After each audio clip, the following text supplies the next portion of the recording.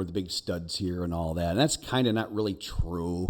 You get all the women waving at you in that, and you watch other videos, and over time you'll kind of pick it up that a lot of that's just other things going on that aren't really necessarily in your best interest. Some of that is legit. And I maybe the next video I'll try and do that. There is another side to this that I don't talk about because it's kind of a little dangerous. You can actually get a super young smoking hot lady that'll really love you. And I hate to even say that.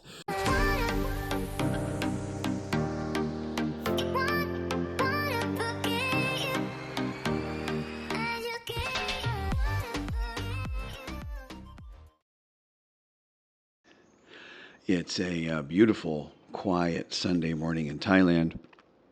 Every morning for me, retired in Thailand, is a beautiful, quiet morning. I really appreciate that.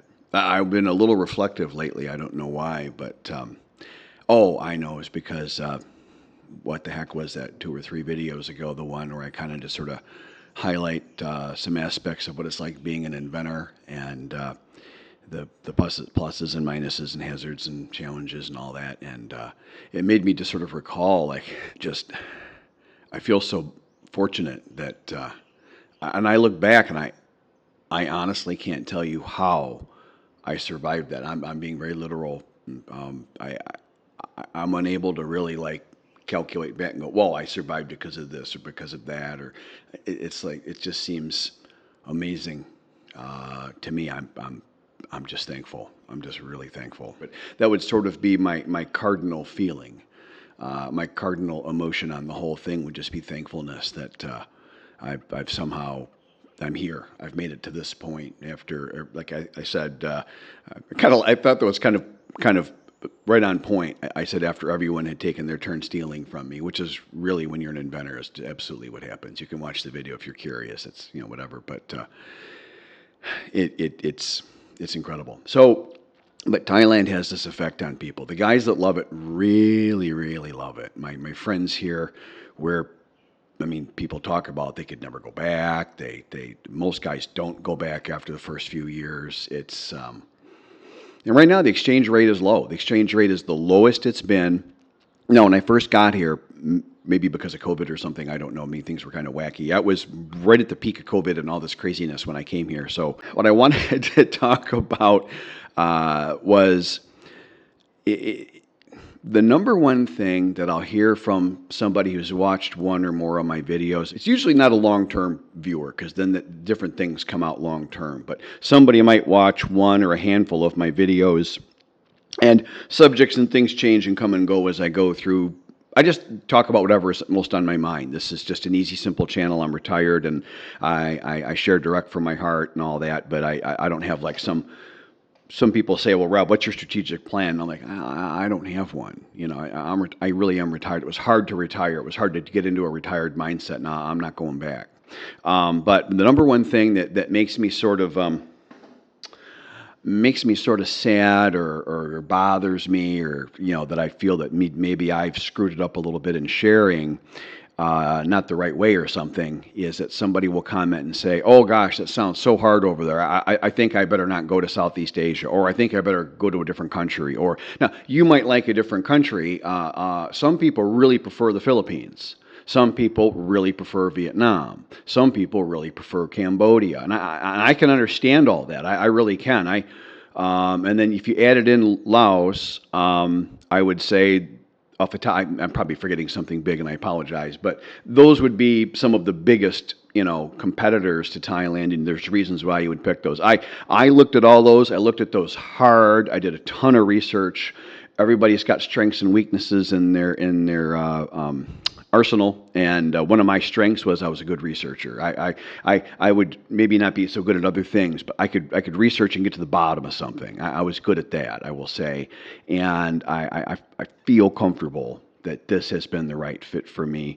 And one thing that just keeps coming back, it's the friendliness and just the general awesomeness of the Thai people. The culture is so deep and impenetrable, and yet it's not as Chinese as a lot of the other Southeast Asian cultures. A lot of the other places they're generally what every single person tells me, and what I mostly go by is my Thai friends who've traveled around extensively, and they all say the exact same thing. I'm just going to share it here. I can't tell you if it's true or not because I didn't see it firsthand.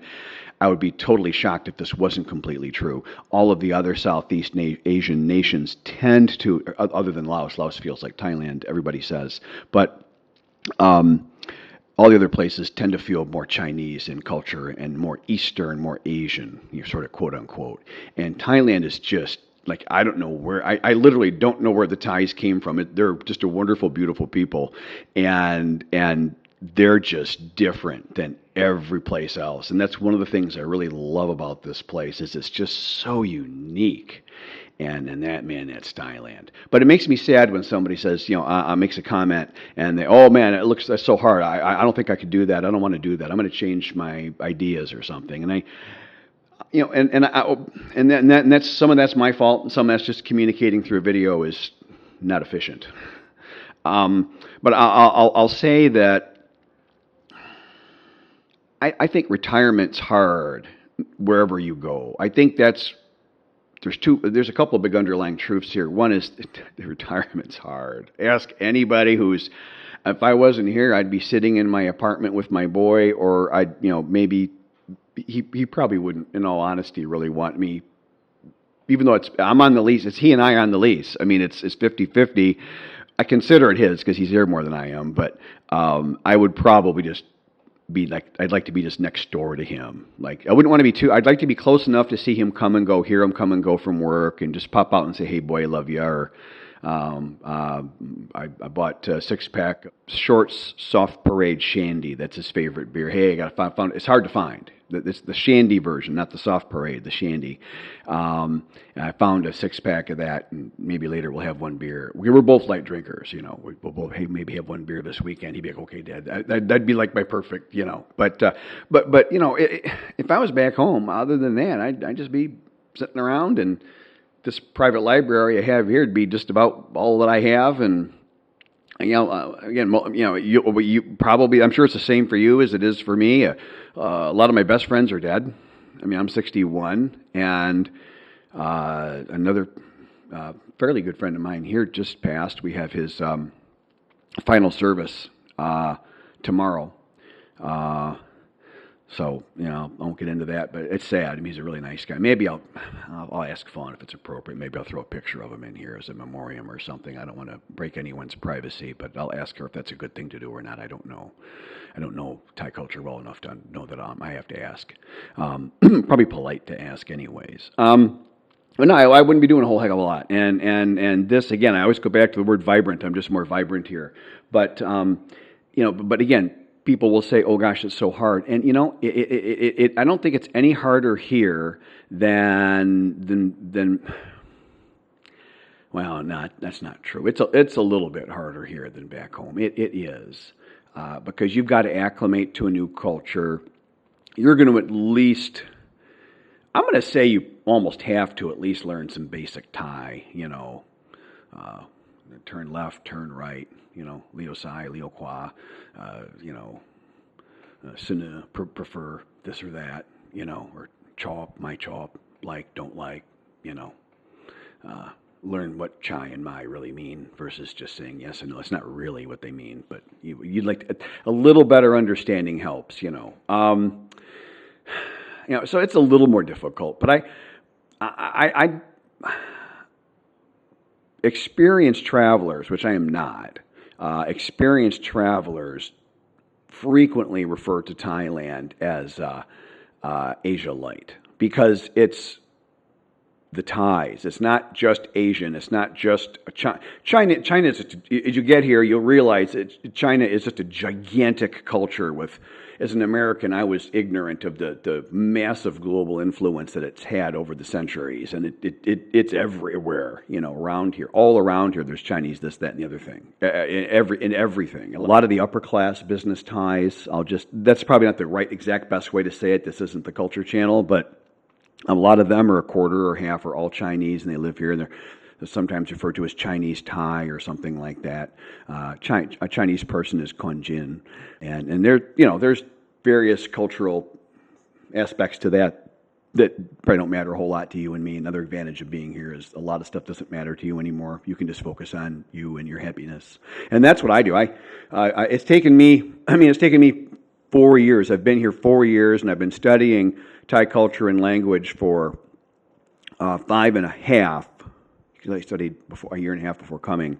And I'm slow. I'm slow at language. I'm a math and physics guy. I'm not a linguist type person. I'm the right-brained or whatever. I'm the wrong brain for language, whatever that is. So I don't think it's that difficult. And one thing that I can't say pride because that's arrogant on my part to say that, but I would say with pleasure, I've met a handful, maybe almost 10 or so guys through this channel that have want to come out and meet for coffee or dinner or something, and some of them wanted Fawn and I to have a peep at their lady and stuff. But I've met maybe as many as 10 or 12 guys, certainly more than 5 or 6 through the channel, and man, a lot of those guys are doing well.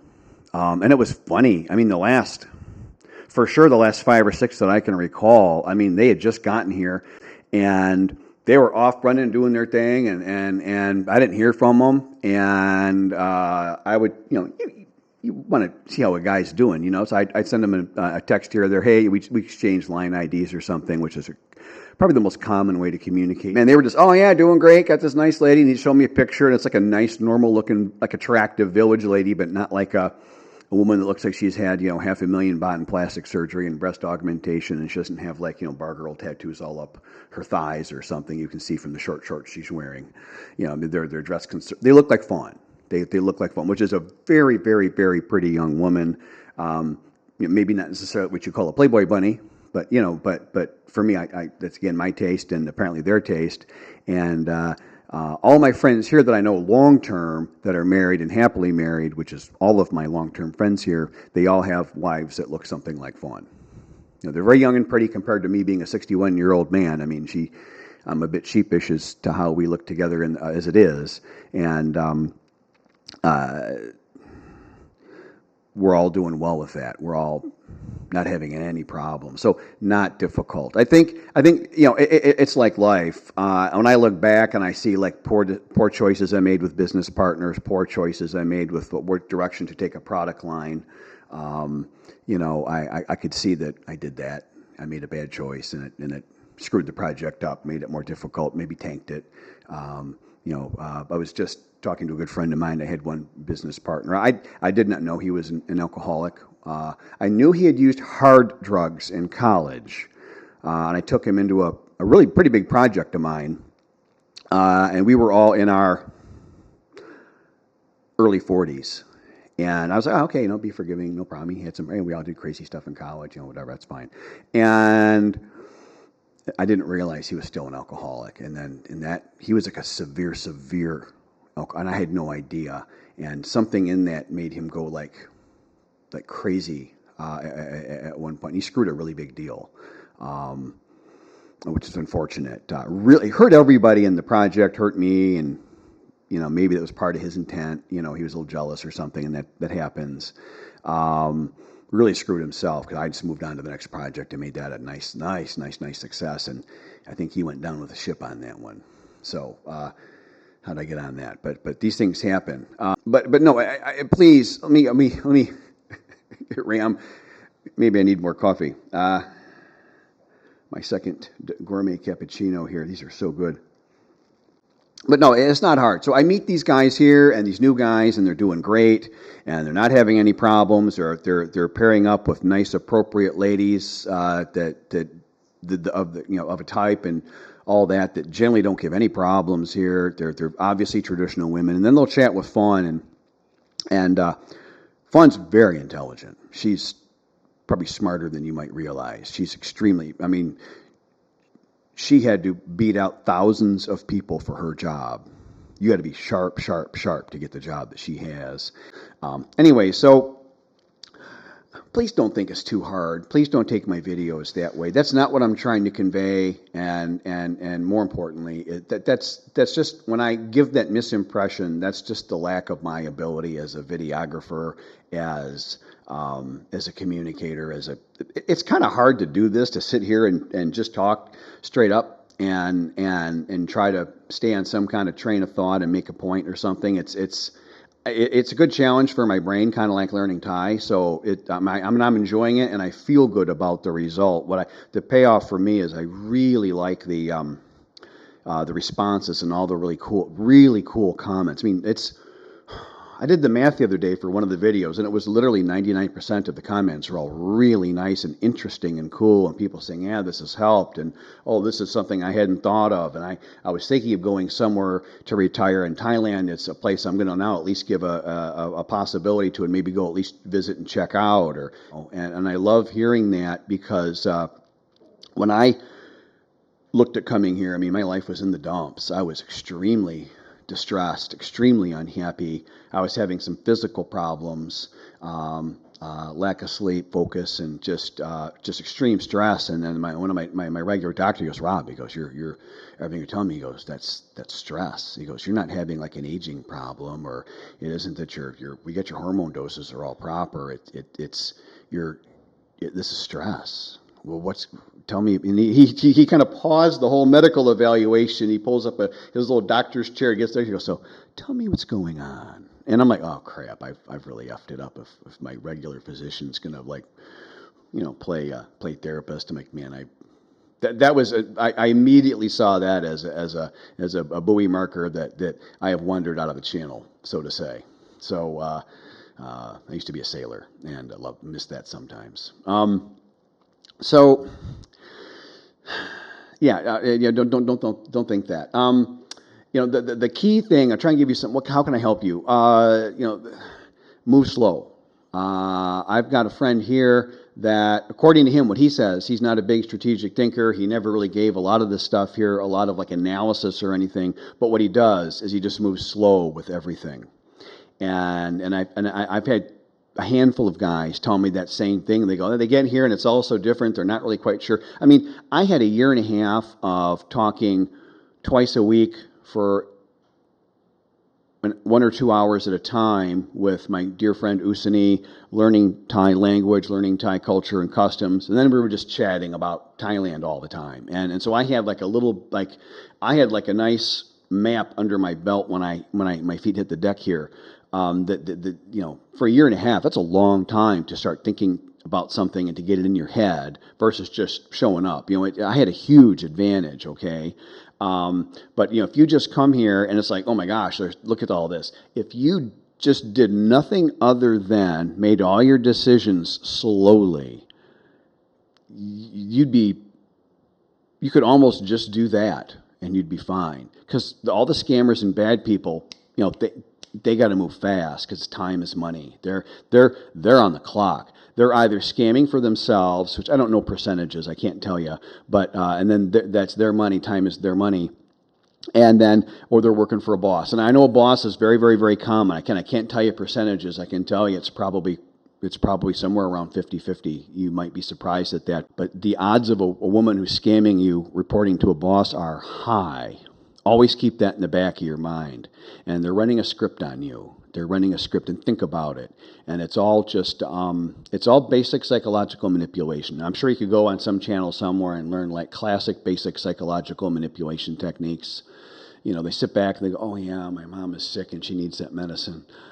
Oh, but it's so much money. And they'll wait for you to fill the awkward silence. It's that kind of thing. These aren't geniuses. They're just preying upon our not paying attention. Because we come here and put the brain in neutral, and I'm at that point now where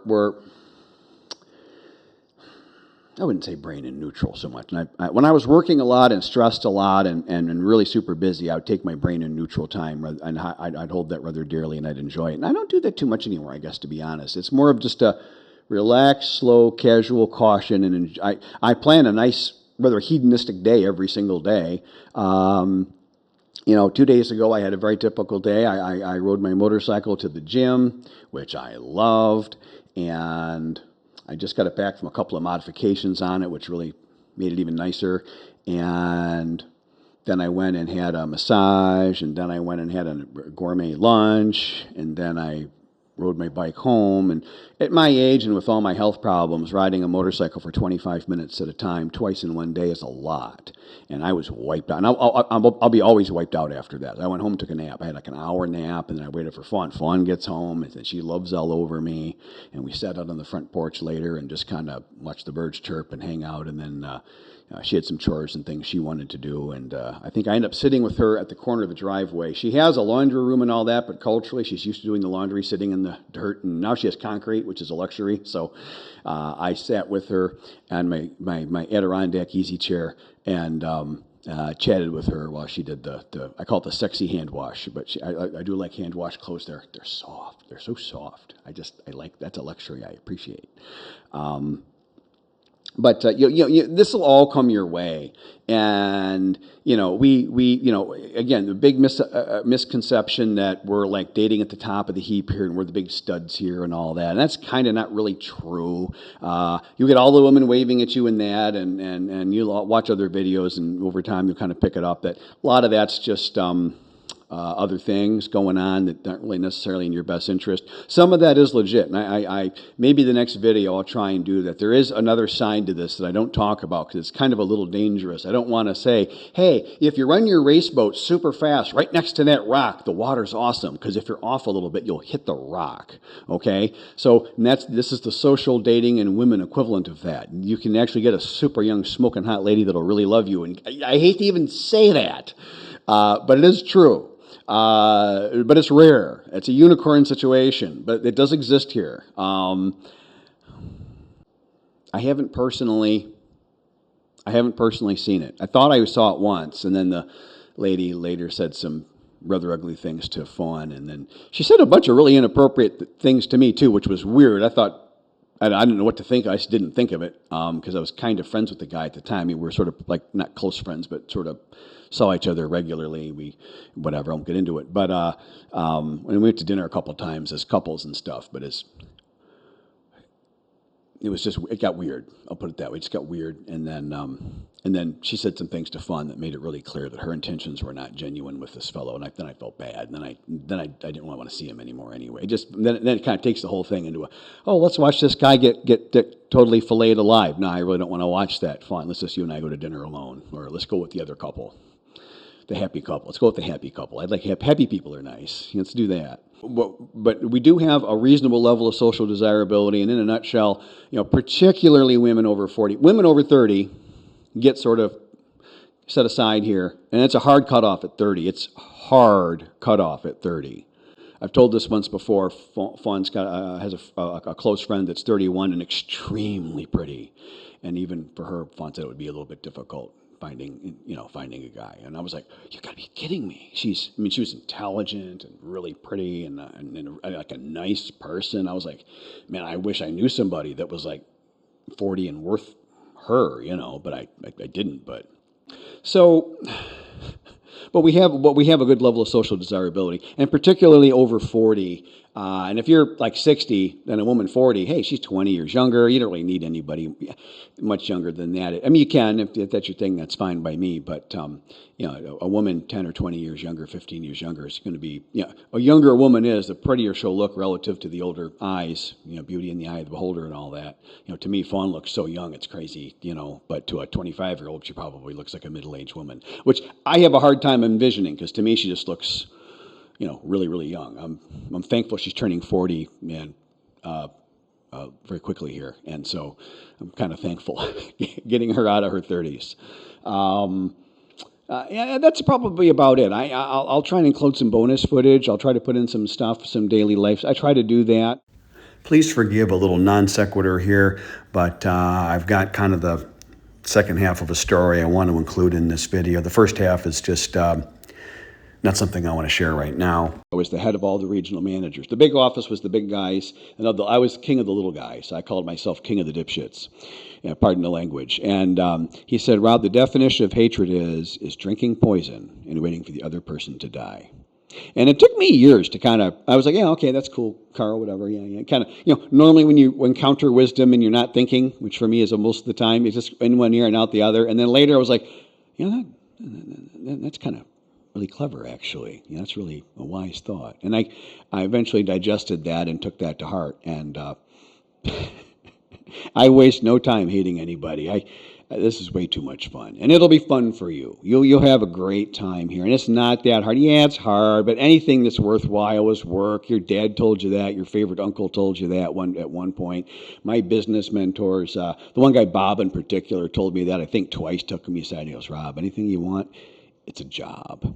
And again, one of those things I really didn't digest that. I think that one I digested about 2 weeks later. When he said it, I was like, yeah, whatever, Bob. What do you know? You're just like the best salesman ever that walked the earth. What would you know? But he knew a lot, obviously. So that's it.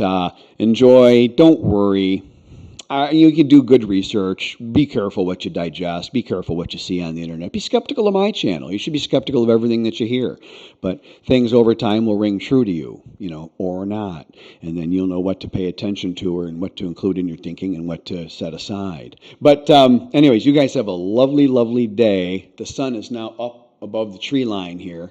Maybe I'll turn the camera around. I'll show you what I'm looking at. It's a typical day here. And my one neighbor down from next to our old house. Now, I can't see what you're seeing, but I'm going to guess you're seeing something reasonable. There's my old neighbor with moving his cows, and he grazes them naturally, I think. I don't think that's his land. I think that's somebody else's land. They allow him to graze.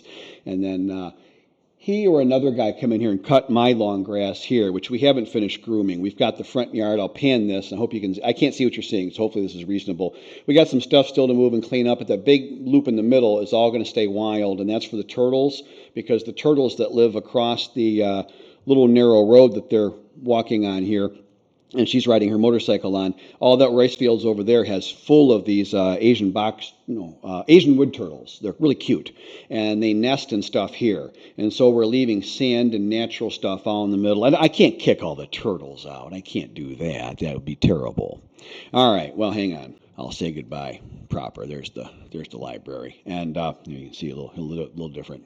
A little different view. There's my literal retirement rocking chair. You got to have one of those. Thank you. Thank you to everyone. Everything's great. Channel's getting maybe a hair big. I'm going to probably try to keep tightening things up, keep as many of the weirdos out as I can, and just keep it you and me, and just sharing some information, good stories, and hopefully a little mild entertainment from time to time, and that's about all I got for you.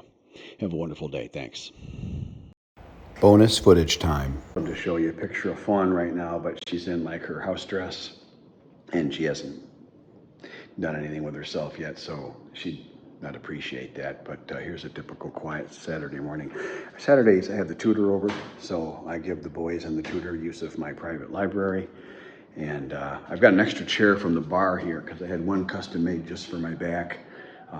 Because again, not to belabor the point, but I am still in 24-hour pain, and I probably will be for the rest of my life. That's fine. I accept my fate, but I needed a nice chair. Eventually, I'll probably replace all these, but I already paid for these, and they were agonizing for me to sit in. Anyway, so got my Fawn bought me some Himalayan pink sea salt, whatever, and she made me she made me a kai corn, scrambled egg, and then a pancake with some banana on it. Well, when I find my honey, I'll put it on. It was right in front of me. She organized this little shelf for all the things I use, and she put the honey out here for me, which was really sweet of her. And there's the Phillips cappuccino machine, and the bar kind of got bigger than I intended, whatever, but it's all fine. I'm just going to sit and watch a motorcycle video and enjoy my Saturday morning. And I can't resist this. She's just too cute. We're at the local market here in our the small town that's near the village we live in. Again, I live in an actual village in the rice fields because it's quiet and I got nobody bothering me. But where you go to the city frequently, it's very nice.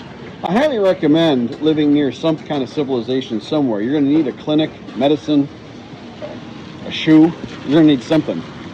And they don't have any of that stuff in the village too much. Yeah, it's amazing some of the stores what they have, but there's a lot they're not going to have. You know what I mean? It's kind of funny. There's the key maker over there. Let me try and point to him if I can. Right there. It's closed. It's the red stand next to the guy in the blue shirt. That guy's gifted. I call him the key maker, like from the second Matrix movie or whatever it was. Every key he's made fits and turns the lock smoothly. Not just works perfectly. You find these super skilled people here sometimes. Cream rises to the top everywhere, right? Oh, just chilling. I had leg day. About a 7-minute motorcycle ride, which never hurts my feelings. And I've ordered an egg and ham sandwich. Normally I get the Kaigata here. The Kaigata here is really good. I'm at Coughdale. An old hangout of mine. I used to come here all the time, and I kind of stopped and moved on to some different gyms and different routines. And but it feels kind of nostalgic to come here. It's like my early days in Korat, sort of, you know, get that feeling. It's kind of fun. Anyways, thank you for watching my YouTube video. If you've watched this far, please consider hitting like and subscribe.